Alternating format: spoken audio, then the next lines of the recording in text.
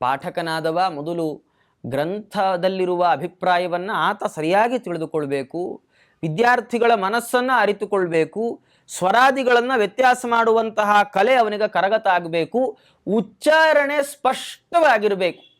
ಇಷ್ಟು ಇದ್ದರೆ ಆತ ಪಾಠಕ ಅಂತ ಪರಿಗಣಿಸಲಿಕ್ಕೆ ಯೋಗ್ಯ ಅಂತ ಶಾಸ್ತ್ರಗಳು ಹೇಳುವಂಥದ್ದು. ಹಾಗಾಗಿ ರಾಯರು ಗ್ರಂಥ ಪಾಠಕರಾಗಿದ್ದಾರೆ. ಇದು ಸಾಮಾನ್ಯವಾದ ಎಲ್ಲ ಪಾಠಕ್ಕೂ ಬೇಕು. ಗ್ರಂಥದ ಪಾಠಕ್ಕೆ ಅಂದರೆ ಆ ಶಾಸ್ತ್ರ ಪಾಠಕ್ಕೆ ಈ ಪಾಠಕನ ಗುಣಲಕ್ಷಣದ ಜೊತೆಗೆ ಸದಾಚಾರ ಸದ್ವಿಚಾರ ಅನ್ನುವ 2 ಅಂಶ ಮತ್ತೆ ಎಕ್ಸ್ಟ್ರಾ. ಯಾಕೆಂದ್ರೆ ಈ ಶಾಸ್ತ್ರ ಗ್ರಂಥಗಳೇನಿದ್ದಾವೆ ಇದರದ್ದೇ ಆದ ಮರ್ಯಾದೆಗಳಿದ್ದಾವೆ, ಇದರದ್ದೇ ಆದ ವಿಧಿ ವಿಧಾನಗಳಿದ್ದಾವೆ. ಹಾಗೆ ಆಚಾರನಿಷ್ಠನಾಗಿ ಆತ ಶಾಸ್ತ್ರವನ್ನ ಪಾಠ ಮಾಡಬೇಕು, ಕೇಳುವವ ಶಾಸ್ತ್ರವನ್ನ ಹಾಗೆ ಪಾಠ ಕೇಳಬೇಕು.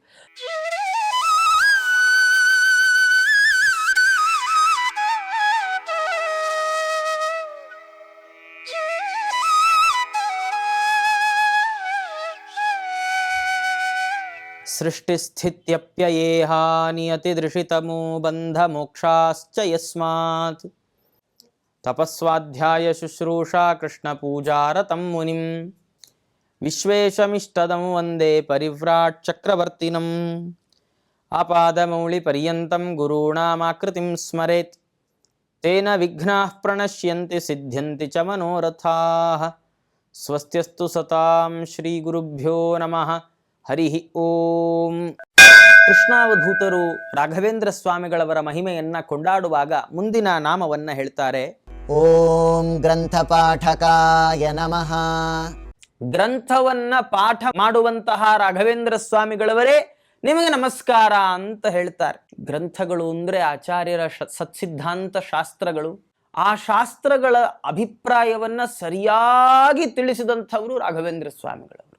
ಯಾಕೆಂದ್ರೆ ರಾಘವೇಂದ್ರ ಸ್ವಾಮಿಗಳವರ ಗ್ರಂಥವನ್ನು ಯಾರು ನೋಡಿರ್ತಾರೆ, ಯಾರು ಅವರ ಗ್ರಂಥಗಳನ್ನು ವಿಚಾರ ಮಾಡಿರ್ತಾರೆ, ಅವರಿಗೆಲ್ಲರಿಗೂ ತಿಳಿದಂತಹ ವಿಷಯ ಏನಪ್ಪ ಅಂದರೆ ರಾಯರು ಎಷ್ಟು ಅದ್ಭುತವಾದ ರೀತಿಯಲ್ಲಿ ಗ್ರಂಥಗಳನ್ನು ಸಂರಚನೆ ಮಾಡಿದ್ದಾರೆ, ಎಷ್ಟು ಅದ್ಭುತವಾದ ರೀತಿಯಲ್ಲಿ ಆಚಾರ್ಯರ ಸಿದ್ಧಾಂತವನ್ನು ಅದ್ಭುತವಾಗಿ ತಿಳಿಸಿಕೊಟ್ಟಿದ್ದಾರೆ.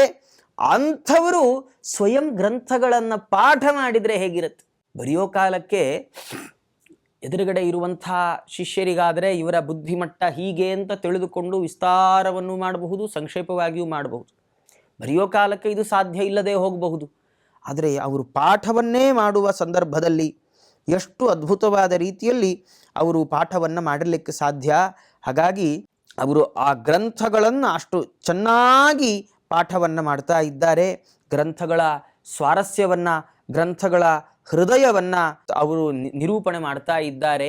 ಪಾಠಕರಲ್ಲಿರಬೇಕಾದ ಮುಖ್ಯವಾದ ಗುಣಗಳು ಯಾವುದು ಅಂತ ಶಾಸ್ತ್ರಗಳು ಹೇಳ್ತಾ, ಪಾಠಕ ಅವನು ಮುಖ್ಯವಾಗಿ ಅವನಿಗೆ ಆ ಸ್ವರದಲ್ಲಿ ವ್ಯತ್ಯಾಸ ಇರಬಾರ್ದು. ಪಾಠ ಮಾಡುವ ಕಾಲಕ್ಕೆ ಪಾಠಕ್ಕೂ ಪ್ರವಚನಕ್ಕೂ ಬಹಳ ವ್ಯತ್ಯಾಸ ಇದೆ. ಪ್ರವಚನ ಅಂದರೆ ಆಚಾರ್ಯರು ವ್ಯಾಸಪೀಠದಲ್ಲಿ ಕುಳಿತು ಹೇಳುವ ವಿಷಯದಲ್ಲಿ 10ರಲ್ಲಿ ಒಂದು 4 ವಿಷಯ ನಮಗೆ ಮನದಟ್ಟಾಗಿ ಅದನ್ನು 2 ವಿಷಯವನ್ನು ನಾವು ನಮ್ಮ ಜೀವನದಲ್ಲಿ ಅಳವಡಿಸಿಕೊಂಡ್ರೂ ಪ್ರವಚನಗಳು ಸಾರ್ಥಕ. ಅಷ್ಟೇ ಅದರ ಉದ್ದೇಶ, ಅದರ ಫಲಿತಾಂಶ ಅಷ್ಟೇ. ಆದರೆ ಪಾಠ ಅಂದರೆ ಹೀಗಾಗೋಲ್ಲ. ಪಾಠಕ್ಕೆ ಬಹಳ ಪರಿಶ್ರಮ ಪಾಠಕ ಪಡಬೇಕು, ಜೊತೆಗೆ ವಿದ್ಯಾರ್ಥಿಯಾಗಿ ಎದುರಿಗೆ ಕೂತವನು ಪರಿಶ್ರಮ ಪಡಬೇಕು. ಯಾಕೆ? ಪಾಠಕನಾದವ ಅವನು ಸ್ವರದಲ್ಲಿ ವ್ಯತ್ಯಾಸ ಮಾಡಲಿಕ್ಕೆ ಗೊತ್ತಿರಬೇಕು. ಸುಮ್ಮನೆ ಸ್ವರದಲ್ಲಿ ಏರುಪೇರು ಆಗಬಾರ್ದು.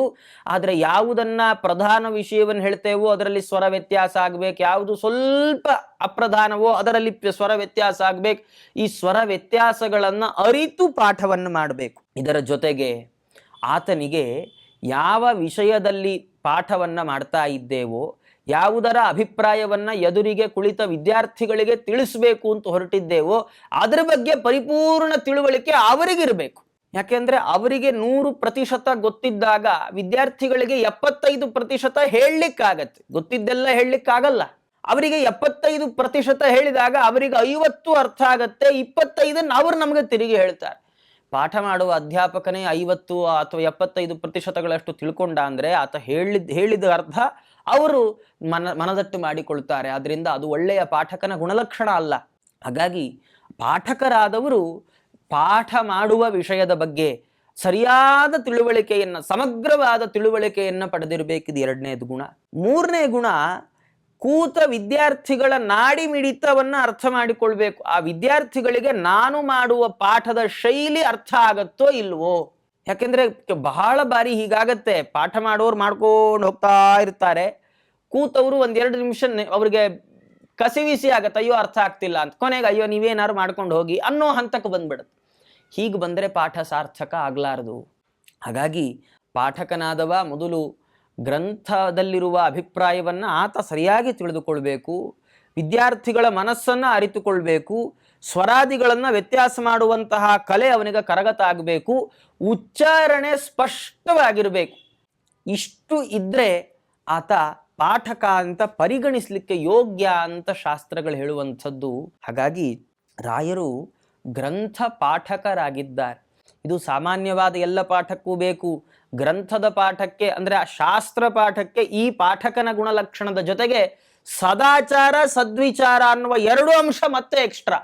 ಯಾಕೆಂದ್ರೆ ಈ ಶಾಸ್ತ್ರ ಗ್ರಂಥಗಳೇನಿದ್ದಾವೆ ಇದು ಲೌಕಿಕ ಶಾಸ್ತ್ರ ಅಲ್ಲ, ಇದು ಲೌಕಿಕ ಶಿಕ್ಷಣ ಅಲ್ಲ. ಹೇಗೂ ಕೂತು ಕೇಳಬಹುದು, ಹೇಗೂ ಕೂತು ಹೇಳಬಹುದು ಇಲ್ಲ. ಈ ಶಾಸ್ತ್ರಕ್ಕೆ ಇದರದ್ದೇ ಆದ ಮರ್ಯಾದೆಗಳಿದ್ದಾವೆ, ಇದರದ್ದೇ ಆದ ವಿಧಿ ವಿಧಾನಗಳಿದ್ದಾವೆ. ಹಾಗೆ ಆಚಾರನಿಷ್ಠನಾಗಿ ಆತ ಶಾಸ್ತ್ರವನ್ನು ಪಾಠ ಮಾಡಬೇಕು, ಕೇಳುವವ ಶಾಸ್ತ್ರವನ್ನು ಹಾಗೇ ಪಾಠ ಕೇಳಬೇಕು. ಹಾಗಾಗಿ ಈ ಎಲ್ಲ ಅಭಿಪ್ರಾಯವನ್ನು ಮನಸ್ಸಿನಲ್ಲಿಟ್ಟುಕೊಂಡು ರಾಘವೇಂದ್ರ ಸ್ವಾಮಿಗಳವರ ಇಷ್ಟು ಅದ್ಭುತವಾದ ಗ್ರಂಥ ರಚನೆ, ಅಷ್ಟೇ ಅದ್ಭುತವಾದ ಗ್ರಂಥ ಪಾಠಣ, ಇಷ್ಟು ಮನಸ್ಸಲ್ಲಿ ಇಟ್ಟುಕೊಂಡು ಇದನ್ನೆಲ್ಲ ಅವರೆಲ್ಲ ಸಂಗ್ರಹ ಮಾಡಿ ಕೃಷ್ಣಾವಧೂತರು ರಾಘವೇಂದ್ರ ತೀರ್ಥರನ್ನ ಗ್ರಂಥ ಪಾಠಕಾಯ ನಮಃ ಅಂತ ಸ್ತೋತ್ರ ಮಾಡಿದ್ದಾರೆ ಎಂಬಲ್ಲಿಗೆ ಈ ನಾಮದ ಅರ್ಥ ಚಿಂತನೆಯನ್ನ ಮುಕ್ತಾಯ ಮಾಡ್ತಾ ಇದ್ದೇನೆ. ಶ್ರೀಕೃಷ್ಣಾರ್ಪಣಮಸ್ತು.